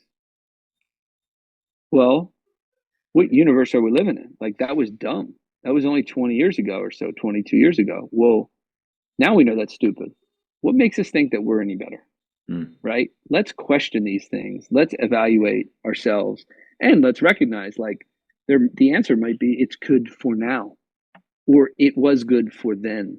Mm. It was good back then. It was fine for back then in the context they were at. But it might be good if you're Goliath, right? It might be good if you have 10 guys who can scrimmage every day and be competitive. But what if you only have six and four JV kids who stink? Yeah. And, then maybe there's some creative ways you can get around that. Maybe there isn't, right? How do you kind of maximize the situation you have? And, that's why coaching is fun. It's an That's what I was adventure. going to say. That's the fun of it. And our girls coach at Yeah. Faith, Matt Garnett, he was the head coach of McMurray and Wayland Baptist on the men's side when I first met him. And then he got out of coaching because he has three daughters, and he realized, they were like, 10 and 7 and 3, I think his last one. And at the time, he's like, I don't see him. Like, I'm missing everything. So the guy, and he was kind of like on Chris Beard's type of trajectory. Like, he was having success at every place, and one of the smartest dudes. I've worked his basketball camps with him, and now we kind of partnered together. But I watched him all year. He came to Faith this year as our girls coach because his daughter's a freshman. Her name's Faith, and I was just it's like really fun to get to work with your best friend and just hang out every day. He comes up to my silent study hall, and we just it's awesome because that's my teaching awesome. schedule. And but he had six players all season long. Wow. They stayed healthy, but I walked in every day and I thought, like, he's one of the smartest coaches I know, best dudes I know. But I was like, this is just, it's beautiful.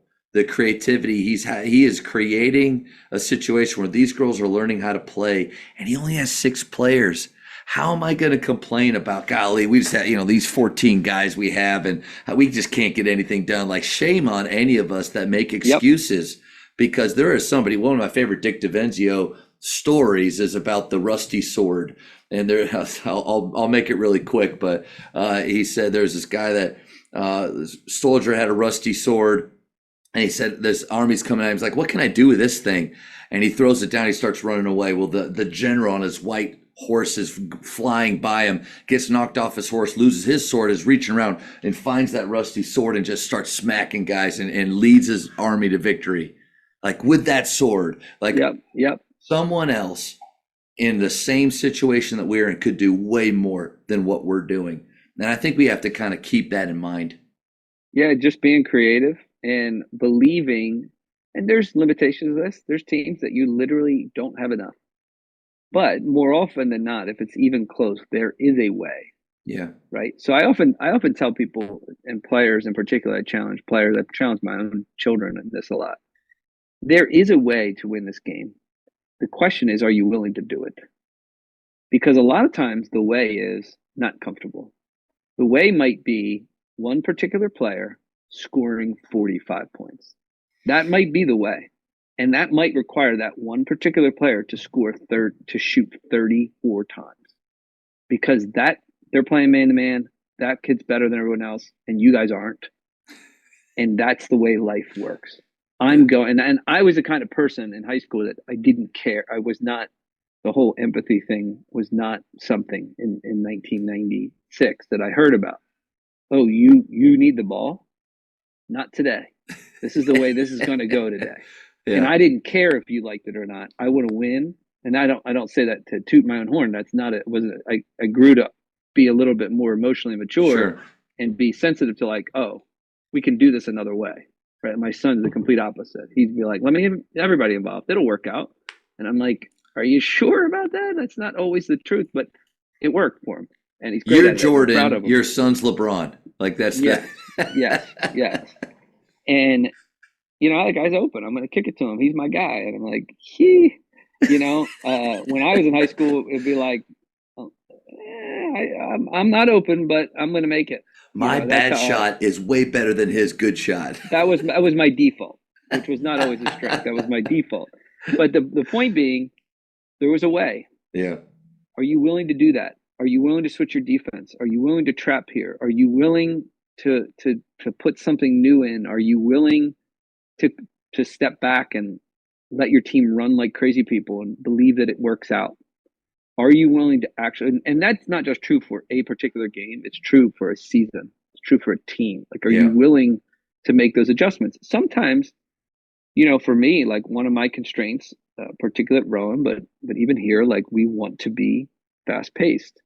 That doesn't mean there's not going to be an ugly, grinded out game on the road in the Big Ten. There is. You just got to figure it out that day, right? That is what it is. Yeah. But in general, like as a head coach, because I thought our scoring was so important to our recruiting, we weren't willing to be boring. That was part of my constraint. That was part of my formula, even in a game plan. Yeah. So that did impact, but the way I applied that information might have been different based on a team, and to say, I want to be the kind of person who's willing to do whatever it is to do to win that game, within the constraints I set. Okay, Coach, we might have to do a second time, because I would love to get into shooting more with you. And I think if I ask about like empowering shooters, because that's something that you said something in your book, like players may surprise you. Anytime I get to talk with coaches about the style of play and free flowing offense, where I don't know where the shot's coming every possession. And that's a part of it. Maybe it's terrifying for some. I enjoy the freedom and I like to see what guys come up with. But shooting is one of those things where like we create shooters at Faith. Now, I'm not saying that they're all great, but that's the mentality, is you may come here one way, but we're going to help you to become a better shooter than you are. And so empowering shooters is something that, like, because you said they'll surprise you, like if you allow them to do that, if you set the environment. So I think that might be something that we go off for a long time on. So, well, I think that's true with players, period, in general. I think a lot of times we don't give players enough credit. Like we think that they can't find the solution, right? So if you go back to your shot clock example, it's like if we give them the freedom to figure it out, we don't have confidence that they're going to figure it out. And in my experience, like kids figure it out way more than I would even think, right? Say there's a kid that he's got no left hand and he stinks. He can't dribble with his left hand, and yet he still finds a way to contribute and get to the basket. And he has these solutions that he's able to come up with. He overcomes that limitation. That kid, in college now, we're all like, oh, he's got to be bigger, faster, quicker, stronger. And I'm like, yeah, but that guy doesn't change pace. Yeah. The slower kid changes pace and he gets by people. What's that of value? And I think that's the same thing shooting the ball. I think shooting the ball is, when we would have young teams, I always say my youth coaching record is about the complete opposite as my head coaching record in college. So I won 65 to 70% of my games in college. I lost 65 to 70% of my games in youth basketball because I wanted to create future shooters. And the most important thing to creating a future shooter is cultivating in them the notion that when I'm open, I should shoot. Yeah. Yep. It's the number one thing to creating a shooter. I'm open. I caught it. I should shoot this shot. Yeah. The other stuff, that even the technical stuff and the practice stuff will start to take care of itself if you empower them to do that one thing. Because they'll practice more on their own. Yeah. Yes. They'll practice more. They'll figure out how to make the shot that you've empowered them to take. People wonder why European guys are better shooters than American. It's not. The starting point is not they stand and shoot for hours on end. The starting point is they're supposed to shoot that shot in the game. And if they don't, they can't play more often than not. There's exceptions to it. But in general, they value that and they empower young players to do that. And therefore, they get them to work on their game. Yeah. Players don't work on stuff you don't enable them to do. If they're not empowered to do something, they're not going to work on it. And coaches have done this for years. Hey, well, you didn't work on your jumper all summer. Well, why would I? You weren't allowing me to shoot it anyway, right? So I worked on the thing you allowed me to do. Yeah, I'm a screener. Every time, I just worked on my screen. You yelled at me every time I missed a shot or two and yanked me out. Yeah. And then you wonder why I didn't put in the work. No doubt. Well, that's the case when you talk about empowerment for anything with players. If you empower them and say, you're able to do this, they're going to work on it. What would it look like if you just look out at your gym during a shooting game that you're playing? What is the one way to get all of them instantly more invested in what they're doing, giving more focus, shooting faster, having more passion with that action? It's for them to believe that when the game comes, they're actually allowed to do that thing. That's Like, right. that's huge. That's right. Yep. Especially if you're standing and shooting, right? Like if Yeah. you're just working on shooting, not to mention, like if you don't allow them to shoot in a game like context, whether it's a practice context or the actual game, they don't even know how they need to work on the thing. So their imagination isn't there.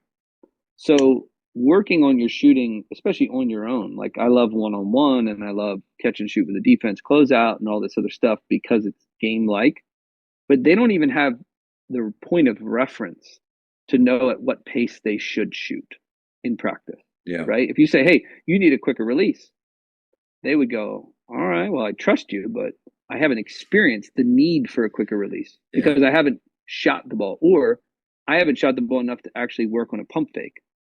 So you can't convince a kid to work on a pump fake who hasn't jacked up hundreds and hundreds of threes, right? Yeah. I always think it's funny that we talk about like safe space is like a big thing that I just Safe space. yeah. Well, everyone wants to talk about safe space, and it's like I don't like the way we always apply that principle. Yeah.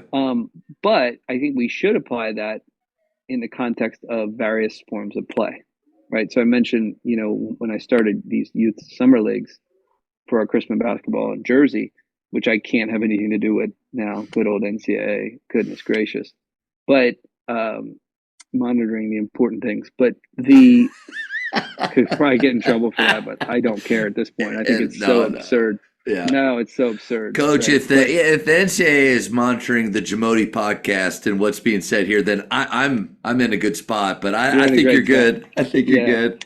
So we started it though, and I used to always say, I want my son or daughter to make 9 threes in the game one day. What's the best way to train them to do it? To make 9 threes in the game today. What's the best place for them to do that? In a game that doesn't matter. It's a game. We would reset the score at like the half or the quarter. We still do, I believe. And it was a safe space to shoot when you're open. Yeah. Because there's no standings. It was a game. It was a game context. The kid's pulling up for 3 in a game against defense. But really, that we don't care whether you won or lost. All right. And it doesn't mean I don't believe in winning or losing. I do in different contexts. But there's still a need to play the different context where you have the chance to shoot 12 threes if you want to, right? That changes your life. It changed mine.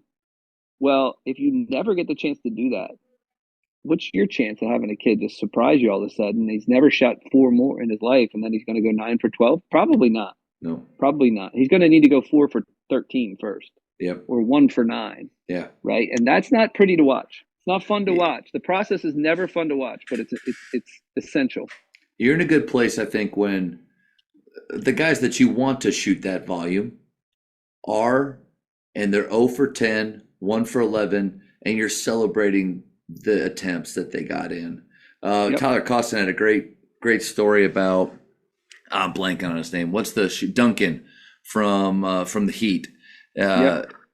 He was in the G League, and before he could come up, they had a constraint on him. They said you have to be able to shoot 12 shots in a game.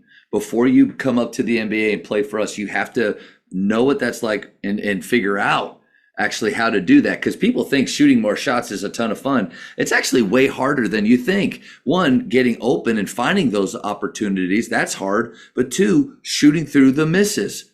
Because what most people do is they miss 1 or 2. It's not my night. I'm just not off. I'm going to do something different. If you can get to where you can shoot 10 or 11 or 12 a game, then we'll bring you up. To our point with the high school kids is, man, celebrate if it's within what you want to see offensively and in line with who we are, man, then celebrate the fact that they got to 10 or 11. The only question I ask him is, did you mean it? Did you mean it? Because if you didn't mean it, then you should stop. Like, you need to mean it. So don't go 1 for 10, because I've gone 1 for 10 before where I was like, darn it, I was just hoping they would go in. Mm. And I've gone 1 for 10 otherwise that I was like, I can't believe I went 1 for 10. Man. Those felt good. And I was like, Yeah. forget this. This thing's going, I'm taking this. I meant it. It's not just, I always ask my kids that, my son in particular, because he's in a smaller school where he has to do a lot. He has to score. And if I put him in a different context, he wouldn't care if he shot 6 times. He'd be fine. This context, he is forced to create for himself and his team. Well, there's times that he hasn't shot well, and I would say, did you shoot these with reckless, I don't give a crap whether they go in or not, I'm taking this? And he goes, probably not. And I said, then you shouldn't have. You should have stopped. Yeah. Right? You better mean it, because a shot with conviction is a shot it's a higher percentage shot than a shot I'm hoping it goes in. I should, technically. No. You don't go, and I would always say this, especially for good shooters, you don't go 1 for 10 just because you physically went 1 for 10. You might, but it's a lot rarer than people think. If you're taking half decent shots, you practice. Yeah. There's a lot mental of hope. And emotional. There's a lot of hope involved if you go 1 for 10. A lot of fear involved of what if. And Doug Novak had a great point. He said it's not that you have to make the shot, but it's that you have to take it. And you kind of alluded to that too. But I think, you have to mean it. That's my Marcellus Ross, who was an all-region player this year at Rowan, and he transferred in 3 years ago, right after COVID. And I always tell Marcellus, I said, you were my quickest learner, right? And the reason he was my quickest learner is I would sit the guys down and I would say, I'm not going to hold you back. You are going to hold you back. He transferred. He didn't, especially transfers. This is true for transfers, but any kid who's had a negative experience or grown up and the coach is like telling the kid, just get the ball into the kid who hit puberty and we'll win this weekend, right? That drives me crazy. Then I'm like, hey, how come you can't shoot? Well, because I just been dumping it inside to the kid who hit puberty first, and he's now still 5'11". That's right. And now he can't shoot, but that's a whole nother thing. But I said to him, one conversation, I said, make me tell you you're shooting too much. That's it. Make me tell you you're being too aggressive. Yeah. And I said, but you better mean it. And he's like, oh, I can get into that. I can mean it. He started gunning, right? He started gunning, and I was like, good for you, man. That's what I want for you. I want you to go for it. And because I even had guys on the team that were like, Marcellus is shooting too much. I'm like, probably. Yeah. But you know what? He's going for it. Yeah. And I said, that is what we stand for around here. And I said, sometimes I would turn it on guys. Well, you're not shooting enough. Whose fault's that? Not mine, not his, yours. Yeah. Yours. It's your fault that you're not shooting more. It's right there for the taking. He's taking it. You're not. Why don't you just take it? Right? That's a different mentality. And guys like that, though. Guys like that because it's honest, because it's empowering, and because it's fair in the real sense of the term. Looking back and just kind of thinking too, what could college basketball have felt like if I played in a system like that? Because high school basketball was easy. Offense was easy. Could do what you want. Even at, down here in Texas at a high, a big school and a high level down here, the athletes are so good. It was just skill kind of out, shined the athletes, and where maybe I didn't have that. But I got to Baylor and they were all bigger. They were all fat. I'm 6'3", but I felt small and I felt really slow. And I felt for the first time, I think, fear of, man, what happens if I don't make a shot? If I don't, and that crippled me where I knew in games, if I knocked down my first one, crap, I might play a lot. And if I miss my first one, I may be done real quick. And man, what that does to play, I think as coaches, we got to remember, we got to think back a little bit and great questions. Would you want to play for you? Would you want to play in your style of system, your style of play? And I absolutely now I would. But man, that's how you go from being offensively talented to average 4.5 points a game and become a defensive guru, charge taker, scrappy guy. Almost two completely different players. And it's because of everything was fear-based. Results driven. And I understand, we got to make shots, and these coaches that make a lot of money, they got to win. But man, what gets players to play with an audacious courage, one that just like doesn't make sense. Like I think it's them knowing that they have our belief behind them taking the shot.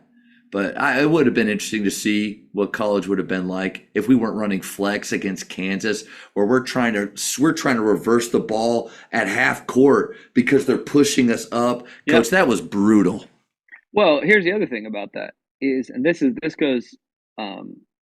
really, really important for coaches to understand, is if you're playing a game that is full of scarcity, that dynamic you just described is inevitable. So if you play a game, and it's no one's fault except your own for playing that game, if you play a game with 45 possessions in it, there is a lot of pressure to maximize those 45 possessions. Yeah. Why would you empower anyone else but your best players to take at least 30 of those, right? Because they're the best. That's what happens. This is what's happening in AAU and all this other stuff. Kids are not empowered because they're playing games full of scarcity. But if you double those possessions and you make a game super fast where there's 80 to 90 possessions or 70 to 80, now there's not that much pressure on each possession. It's no big deal. There's another one coming up. Yeah. So the style in which you play does either enable you to do that or take that ability away. Even if you want to give that, you can't in a 40 possession game. The players know better. Yeah. So that's one of the reasons why I'm inclined to a faster pace of play, is it makes your team in general more dangerous because your eighth guy could have a great day. No doubt. But if you play a slow style of play, he can't. He doesn't even have a chance to, right? And you can try to say, "Oh, I'm empowering him," but no, you're not empowering him with your style of play. You might think you might be fine with the idea, but there's no chance, there's no opportunity, right? So we talk about, like, it's basic economics, right? Your goal is to make the pie bigger, not to divide up a small pie. Well, just make the pie bigger, create more possessions, and now you might get a smaller sliver, but it's actually more pizza than you would in that small pie. Coaches, we are all searching for ways to better evaluate players in order to give meaningful feedback. Over 15 years ago, I put together a test called the Jamodi Skill Rating. The JSR takes players through a series of tests involving basketball skill or athleticism, giving them one rating at the end. Their JSR rating will give you clarity on what needs to be discussed with players and parents on areas they need to focus on improving. I test our players at least 4 times each year. They're able to compete against each other, past players' scores, and most importantly, their past performances. If you'd like to start testing your athletes, email me at jamodipodcast@gmail.com for more information. Coach, there's so many follow-up questions, things I have, so I'm going to go ahead and lock you in for a second talk at some point in the future. Before I get you out of here, though, the speed round. So maybe guys watched you play back in the day, they've read your book, they feel like they know you, but after the speed round, we're really going to know who you are. I love it. Let's do it. Favorite ice cream flavor? Oreo cookie from Meyer Dairy right here in State College. Nice. Very, very clear. 3 people that you'd love to have dinner with at the same time, and it can be from any time period. Ooh, wow, that's a great. I mean, Jesus, number one. Nice. Any time period. Napoleon. I'm reading a lot on the strategies of war. So, Napoleon was a very, very interesting figure. Probably a little bit of a maniac, but in terms of his thinking, he was very interesting in his thinking. That comes to mind because I'm reading about him a lot. And probably John Wooden. Yeah. I'd like to get, he was an interesting individual. Put it that way. It's good. There's more to it than that, but those would be 3 that come to mind. Greatest shooter of all time? Steph Curry, for sure. It's hard for you to say because you're a good shooter. It's hard for you to say. Yeah, I can shoot with anybody, but I was able to shoot with anybody at my prime, but even him, no. Yeah, he's something different. It's insane, especially off the dribble, because that was my area of expertise. Degree of difficulty. Yeah. And he's talk about joy and freedom, man. He's fun to watch. Yeah, man, he's so much fun. How much fun would it be to have him on your team? And that's Yeah. a question for players. Like, man, is it my team more fun because I'm on it? Yep. Yep. I say that to my kids all the time. Nice. Favorite gym that I'll do this. Favorite gym you've ever played in? That's a funny. The first one, honestly, that comes to mind is Pittman High School. I loved playing as a young kid. I worked out there all the time. That's where I learned how to play for other people. Yeah. Because it wasn't just about me, even as self-centered as I was, it was for a community. Hmm. So like I've played in the Georgia Dome and I've played in the Superdome and I've played in Michigan State and NBA arenas, but like the fun is right there. That's where it starts. It's good. Best basketball movie of all time. Hoosiers has always been my favorite. It's a good one. I'm an underdog. Texting or talking? Probably texting, though. I text too much. I'd like to talk more. Yeah, you can get 60 texts done in a day, but you can't have 60 conversations. That's hard. Yeah. Yeah, but sometimes I'm texting when I should be. Just let's have a 2-minute conversation. I just had a 5-minute text. What am I doing? That's fair. I'm going to skip the shot clock question because I already know where you stand there. Favorite holiday? I got 75 minutes of YouTube somewhere on the shot clock, by the way. Oh my gosh. Get me started on that. Okay. Go ahead. Favorite holiday? Yeah.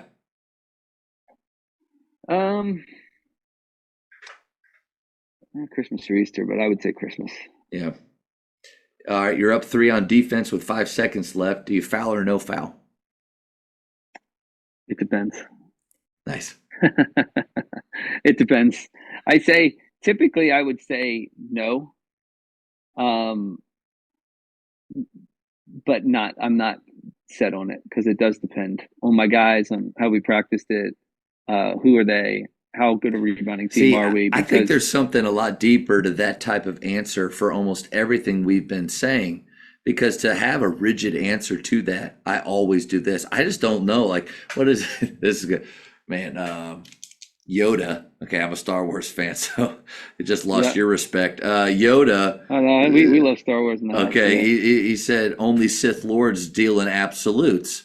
Like, it's rarely an absolute in our game. There's always reasons for things or situations for things. I'll edit the Yoda thing out, but no, what if all my big guys are fouled out? Yeah. So and also I always used to say, well, if I'm up 3 and they hit a 3, we go to overtime. And again, if I'm an underdog, that could be different. Like I might foul as an underdog. Mm-hmm. But if I foul and there's 3 seconds left, they technically could win. If they just shoot a 3, I can't lose. Right? So take away the losing possibility first. That's just one line of thinking. Yeah. Like they could make one, miss and hit a 3, and then we lose the game. Yeah. And I lost the game 2 years ago at Rowan. That was insane. Right. And I should have taken away the losing possibility by calling a timeout, and I didn't.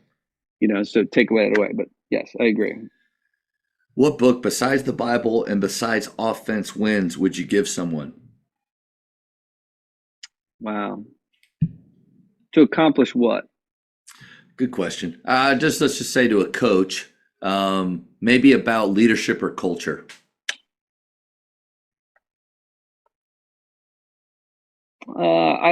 The first one that comes to mind for culture, because I like the simplicity of it, was The Culture Code by Daniel Coyle. I haven't read it for a while, but it helped me early in my career. That really helped me. It's good. 2 more. Favorite place to travel? Probably Ocean City, New Jersey. Nice. The beach spot. I haven't heard of that. And I used to go to the Jersey Shore tournament back in the day, when I was in Berwick, played for our YMCA team, in our town, would go up there and last one. Sure spot. Yeah. Last one. In basketball, who's the GOAT? Oh, Jordan, not even close.